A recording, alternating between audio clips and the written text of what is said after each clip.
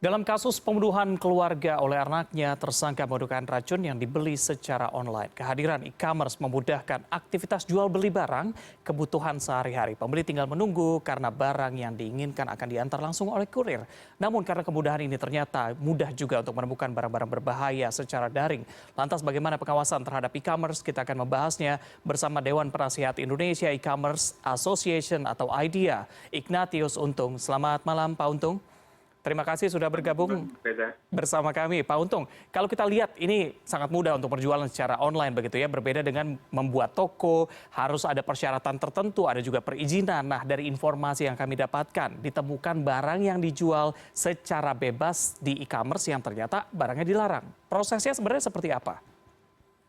Ya, ini masalah lama tapi banyak cara sudah banyak upaya sudah dilakukan.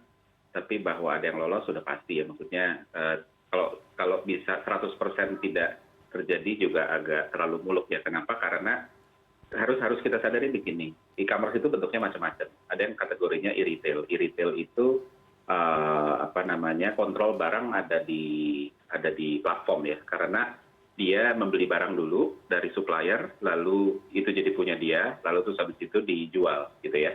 Nah, yang kayak gitu harusnya sudah tidak terjadi. Nah, permasalahannya sekarang sebagian besar toko online lah ya kita sebutnya ya, itu lebih banyak masuknya ke marketplace. Yang gede-gede itu kebanyakan marketplace. Nah, kalau marketplace itu konsepnya itu sebenarnya sama kayak kalau di offline itu kayak ITC lah, gitu ya.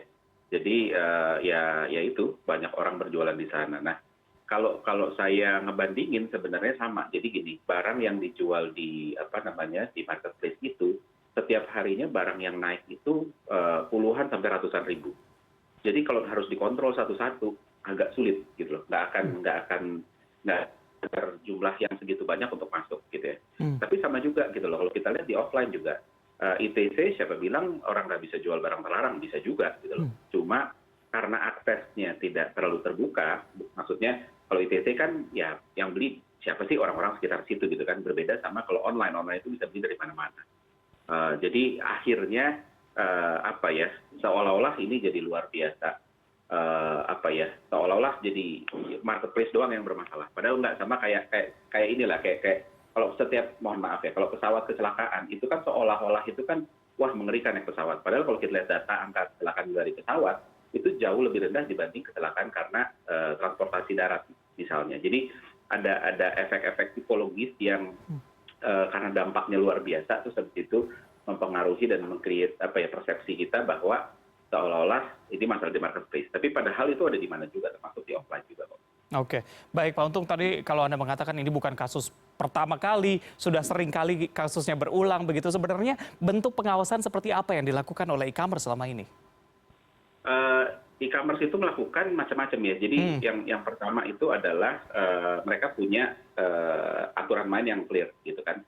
Barang yang bisa diperjualkan seperti apa, dan itu ada konten yang harus ditandatangani atau disepakati lah ya, bentuknya tanda tangan karena digital, tapi pokoknya waktu join itu biasanya ada syarat dan ketentuan di mana si penjual itu menyatakan bersedia tunduk pada aturan. Nah, salah satu dari aturannya adalah bahwa barang-barang terlarang yang menyalahi hukum itu tidak boleh diperjualbelikan, gitu ya. Jadi dengan begitu sebenarnya transfer tanggung jawabnya ini sebenarnya menegaskan bahwa marketplace sudah melakukan tanggung jawab itu pertama. Lalu kedua, beberapa marketplace itu juga melakukan post moderation. Jadi barang naik dulu, terus habis itu baru dicek. Tapi ceknya nggak mungkin satu-satu. Karena itu tadi, barang yang naik setiap hari, ini tergantung e-commerce-nya ya. Ada yang puluhan ribu, ada yang cuma 1.000 gitu, ada yang sampai ratusan ribu per harinya. Nah, bayangin kalau 100.000 sehari barang baru naik gitu ya. Terus habis itu butuh orang berapa untuk mengkurasi satu-satu? Nggak mungkin gitu. Jadi memang harus didudukkan bahwa platform marketplace itu hanya penyedia pasarnya lah kasarnya. Di dalam pasar itu ada yang berjual beli apa, itu bukan tanggung jawabnya marketplace sepenuhnya gitu ya.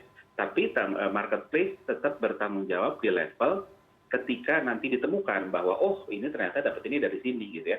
Ada laporan konsumen atau bahkan laporan polisi, itu marketplace bertanggung jawab untuk habis itu melaporkan, untuk menindaklanjut, untuk memberikan data penjualnya kepada pihak kepolisian lalu ngeblokir akun-akun yang menyalahgunakan platform ini sih, gitu Oke. kurang lebih. Oke, baik-baik. Berarti marketplace sebagai pasar tadi tidak bertanggung jawab secara utuh, begitu tadi Anda mengatakan ya. Berarti menggunakan keyword-keyword tertentukah yang nantinya dilarang sehingga barang-barang tersebut tidak bisa dijual atau seperti apa? Macam-macam karena begini, pertama kan setiap marketplace punya teknologi yang berbeda-beda ya, cara ngedeteksi ini berbahaya apa enggak. Satu, bisa jadi mereka memasukkan dalam engine-nya kata-kata keyword-keyword yang dianggap wah kalau ini masuk ini harus di flag ya, ditandai bahwa coba nih tolong dilihat ini kok kayaknya agak mencurigakan. Itu satu. Tapi ya balik lagi, ini kan sama kayak obat sama penyakit ya, ada obatnya terus habis itu apa penyakit selesai? Penyakit nggak akan pernah selesai gitu kan. Sama kayak ada hukum, terus apa habis itu ketika ada hukum dan ada sanksi terus habis itu orang jahat hilang? Enggak juga, orang jahat masih ada terus sampai kemanapun juga kan. Jadi ini juga sama, ketika ada upaya pencegahan yang termasuk keyword-keyword itu tadi, ada lagi triknya orang penjahat-penjahatnya dalam tanda kutip ya, mereka mempelajari, oh kalau saya ketika kata kunci ini ketahuan, makanya kata kuncinya dirubah.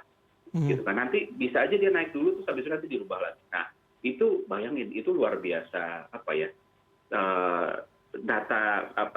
data tentang produk yang dijualnya itu sebegitu luasnya, padahal jumlah produknya aja banyak. Jadi memang untuk mengontrol itu agak sulit gitu loh. Gitu. Jadi tapi menurut saya selama memang clear aturan mainnya ya, dan dari pemerintah itu dari zaman Pak Rudiantara masih jadi Menkominfo ya, itu ada aturan safe harbor policy. Intinya adalah bahwa platform dibebas tanggung jawabkan dari apa yang dijual di dalamnya selama ketika ada laporan mereka membantu. Gitu. Tapi kalau mereka nggak ngebantu, ya platform bisa ikut jadi tertuduh gitu. Oke, baik. Pak Untung, tadi berdasarkan apa yang Anda katakan, kami juga melihat risetnya begitu ya. Kami melakukan beberapa riset, ada penjual yang menggunakan nama berbeda, misalnya huruf A diganti dengan angka dan sebagainya. Saya tidak ingin mengungkapkan secara detail di sini begitu ya. Tapi ada juga yang menghubungi secara DM via message begitu untuk menanyakan apakah barang ini dijual yang ternyata tidak ditampilkan. Baik itu fotonya berbeda dan juga judulnya berbeda. Nah, melihat ini sebenarnya apakah asosiasi ataupun marketplace ini bisa mengetahui isi pesan dari sang penjual untuk balik lagi memfilter supaya barang-barang yang dilarang tadi tidak bisa terjual dan masyarakat atau kita sebagai konsumen juga terlindungi? Kalau ditanya apakah bisa melihat isi pesan, sudah pasti bisa. Karena reportnya pasti ada. Problemnya dalam setiap detik atau setiap menit itu pesan yang bertaut-tautan itu banyak gitu kan. Ada orang nanya sekedar apakah barang ini tersedia, atau apakah bisa dikirim sekarang, bisa dikirim dengan kurir ekspres nggak yang same day gitu ya. Itu yang umum. Terus nanti belum lagi tanya spek, ini ada nggak warna biru, ini ada nggak nomor sekian, ini ada nggak ini, itu, dan lain sebagainya. Jadi bayangin kalau jumlah barangnya saja per harinya bisa sampai ratusan ribu, kalau satu barang ada 10 orang yang berinteraksi gitu ya, terus habis itu masing-masing itu berinteraksinya nanya ngirim 10, itu aja udah 10 juta sendiri. Nah, bayangin kalau marketplace harus ngecekin satu-satu teksnya, akhirnya experience-nya jadi berantakan karena harus difilter dulu, ini apa nih dan sebagainya. Nah, teknologi sebenarnya memungkinkan untuk bisa mengenali walaupun tidak bisa membuat 0% tidak ada pelanggaran ya. Teknologi artificial intelligence itu dengan pemanfaatan NLP untuk melihat kata-katanya apa sih, keywordnya apa sih gitu ya, sehingga keyword-keyword tertentu itu nanti akan di-flag dan habis itu akan dinotifikasi ke admin dari platform itu untuk ini kayaknya ada yang berbahaya deh. Tapi ya balik lagi tadi gitu, sama kayak sakit sama obat gitu, terus berkejar-kejaran terus, dan upaya untuk mengembangkan NLP itu mahalnya luar biasa gitu ya. Termasuk kayak begini deh, kita kalau cari barang ya, kan logiknya sebenarnya sama. Ketika kita cari barang, kita buka mesin pencari Google lah ya, gitu. Apakah kita bisa selalu menemukan dengan cepat? Enggak juga, gitu loh. Karena itu tadi, bahkan kelasnya Google aja, dia masih belum bisa benar-benar ngedeteksi apa yang kita mau, gitu. Jadi ini juga sama, gitu loh. Ketika mereka ngirimin pesan, itu kan kata-katanya itu harus dianalisa. Nah, kalau misalnya kita ngomong gini deh, narkoba gitu ya, katanya narkoba. Kalau narkoba di flag itu gampang. Tapi nanti kalau ada orang nulisnya NRKB gitu lah, singkatan. Susah lagi gitu kan. Terus ada lagi nanti ada yang narko gitu aja. Nah, jadi satu kata aja cabangannya aja luar biasa banyak gitu loh. Belum lagi nanti bahasa selainnya, bahasa lain dan lain sebagainya. Jadi buat platform amat sangat tidak masuk hitungan kalau platform harus mengembangkan teknologi untuk ngedetect itu semua. Gitu. Maka dari itu yang harus clear adalah semua stakeholder harus clear bahwa tanggung jawabnya marketplace adalah ini hanya pasarnya. Jadi kalau ada pasar gitu ya, kalau ada pasar jualan barang terlarang, jangan pasarnya yang disalahkan gitu, tapi tetap orangnya.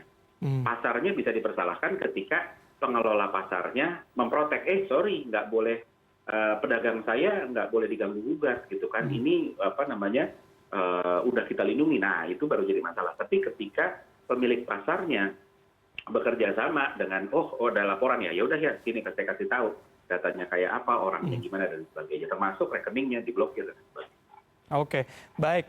Ini terlalu banyak kasusnya dan kembali berulang. Teknologi juga capek mengejarnya begitu karena biasanya bahasanya adalah pinteran penjahat kadang suka cari triknya seperti apa. Tapi kalau saya boleh mengutip nih pernyataan dari Direktur Jenderal Perlindungan Konsumen dan Tertib Niaga Kementerian Perdagangan, ada Ferry Anggrijiono, mengatakan bahwa bila produk berbahaya kembali terus-menerus ditemukan di toko online, diberi teguran tapi tetap didagangkan di sana, maka tidak menutup kemungkinan usaha maupun e-commerce-nya akan dibekukan. Komentar Anda seperti apa? Saya nanyanya balik begini, bisa nggak kita tutup perusahaan farmasi, rumah sakit, dan dokter ketika masih ada orang sakit? Gitu kan, sesimpel itu aja.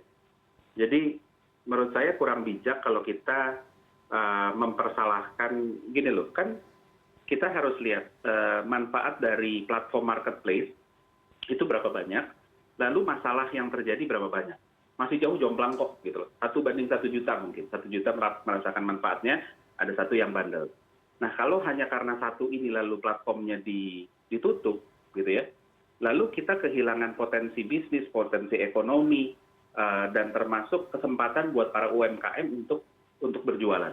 Jadi tidak fair ketika kita menghukum keseluruhan pasar, di mana di sana juga ada orang-orang yang taat gitu dan memberikan manfaat buat bangsa hanya karena ada orang-orang yang bandel. Gitu, sama kayak tadi kan analoginya, ada dokter-dokter yang baik gitu loh, dan banyak sekali dokter yang baik, terus karena ada 1 dokter yang malpraktek atau bahkan bukan malpraktek ya anggap aja malpraktek deh ya, terus habis itu sudah deh kalau gitu nggak boleh ada dokter lagi, kan nggak bisa begitu dong.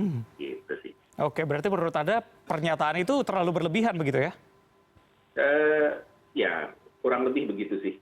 Oke, tapi kalau saya tanya, sebenarnya sejauh ini bagaimana pengawasan dari pemerintah, dari Kemendak misalnya, atau dari Kominfo mengenai barang-barang yang dilarang dijual seperti tadi? Jadi gini, dari pihak asosiasi itu punya koordinasi dan komunikasi yang cukup cair ya dengan BPOM misalnya, gitu ya. BPOM itu kita selalu tektokan, dan ketika ada barang obat-obat yang tidak boleh dijual bebas, apalagi tanpa resep, diperjualbelikan di marketplace, itu mereka kirim kok suratnya, ini tolong di take down ya, dan kita menuruti untuk habis itu kita turunkan gitu ya. Begitu juga dengan yang lain gitu. Tapi balik lagi, kita nggak bisa jagain satu-satu ya. Bahasanya dulu itu kan ada istilah isi di luar tanggung jawab penerbit gitu loh. Ini juga sama sebenarnya.